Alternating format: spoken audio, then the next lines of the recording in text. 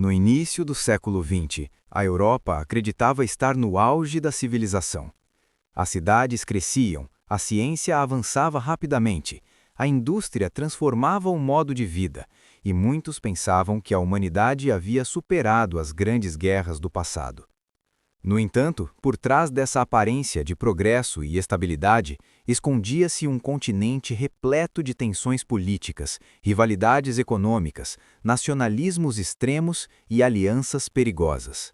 Bastava uma única faísca para incendiar todo o mundo conhecido.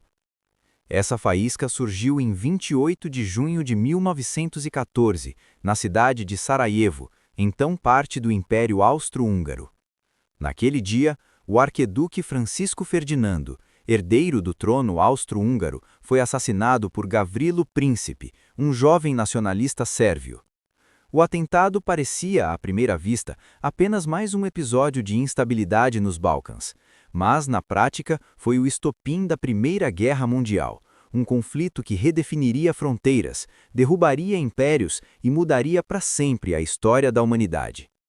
Para entender como o mundo chegou a esse ponto, é necessário voltar alguns anos e analisar o contexto europeu da época.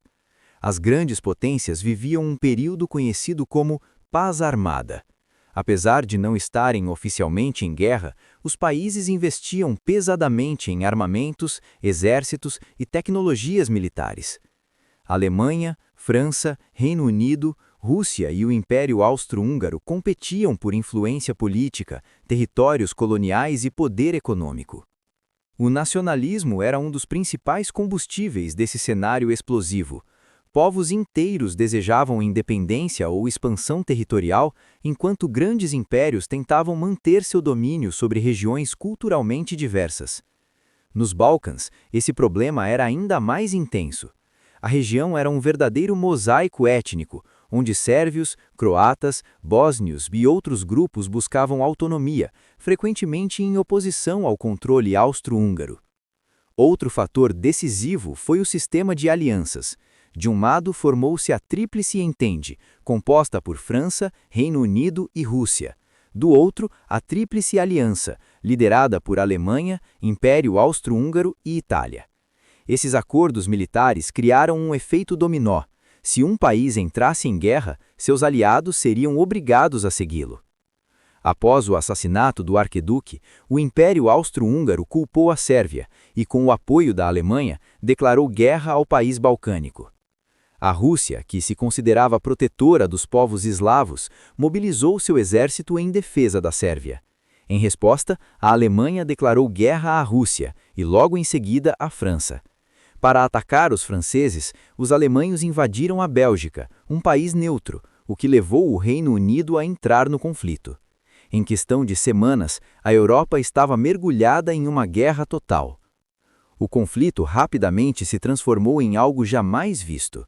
Diferente das guerras anteriores, a Primeira Guerra Mundial foi marcada pela industrialização da morte. Metralhadoras, artilharia pesada, gases tóxicos, submarinos e aviões passaram a ser usados em larga escala. A tecnologia, que antes simbolizava progresso, tornou-se instrumento de destruição em massa. No fronte ocidental, que se estendia da Bélgica até a fronteira com a Suíça, formou-se um cenário de guerra de trincheiras. Soldados cavavam longas linhas defensivas no solo e passavam meses, às vezes anos, vivendo em condições extremamente precárias. Lama, frio, doenças, ratos e o constante medo da morte faziam parte do cotidiano. Avanços territoriais eram mínimos e custavam milhares de vidas. As batalhas de Verdun e do Somme tornaram-se símbolos do horror da guerra.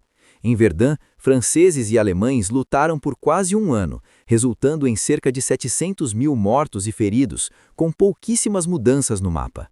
No Somme, a ofensiva britânica causou dezenas de milhares de baixas apenas no primeiro dia. A guerra parecia não ter fim. Enquanto isso, no fronte oriental, o conflito era mais móvel. A Alemanha e o Império Austro-Húngaro enfrentavam a Rússia, que sofria com problemas internos, falta de recursos e desorganização militar. Essas dificuldades contribuíram para o colapso do regime czarista. Em 1917, a Revolução Russa derrubou o governo imperial e levou os bolcheviques ao poder. Pouco depois, a Rússia assinou o Tratado de Brest-Litovsk e abandonou a guerra. No mesmo ano, outro evento crucial mudou o rumo do conflito: a entrada dos Estados Unidos. Inicialmente neutros, os americanos foram pressionados a intervir após ataques de submarinos alemães a navios mercantes e pela divulgação do telegrama Zimmermann, no qual a Alemanha propunha uma aliança com o México contra os Estados Unidos. A chegada das tropas americanas trouxe novos recursos, soldados descansados e um enorme impacto psicológico sobre os aliados. Com o reforço dos Estados Unidos, a balança começou a pender contra as potências centrais. Em 1918, a Alemanha lançou uma última grande ofensiva, mas foi contida. Logo depois, os aliados iniciaram uma série de contra-ataques que empurraram os alemães de volta. O desgaste econômico, a fome e o descontentamento interno levaram à queda do imperador alemão, o Kaiser Guilherme II. Em 11 de novembro de 1918, foi assinado o armistício, encerrando oficialmente os combates. A Primeira Guerra Mundial chegava ao fim após 4 anos de destruição, deixando cerca de 20 milhões de mortos e mais de 20 milhões de feridos.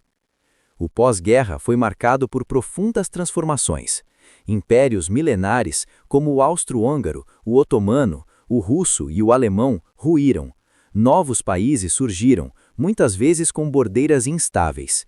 Em 1919, o Tratado de Versalhes impôs duras punições à Alemanha, incluindo perdas territoriais, limitações militares e pesas indenizações financeiras. Embora o tratado tivesse o objetivo de garantir a paz, ele acabou plantando as sementes de um novo conflito. O ressentimento alemão, aliado a crises econômicas e instabilidade política, abriria caminho para a ascensão do nazismo e 2 décadas depois, para a Segunda Guerra Mundial. A Primeira Guerra Mundial não foi apenas um confronto entre exércitos, foi um choque entre o velho mundo e uma nova realidade brutal. Ela destruiu ilusões, transformou sociedades, acelerou mudanças políticas e mostrou, de forma trágica, até onde a humanidade poderia ir quando tecnologia e ódio se unem. Seu legado permanece até hoje, lembrando-nos que o progresso sem diálogo e equilíbrio pode levar à destruição. A guerra que prometia ser o conflito que acabaria com todas as guerras, acabou se tornando apenas o início de um século marcado por violência, reconstrução e lições difíceis de esquecer.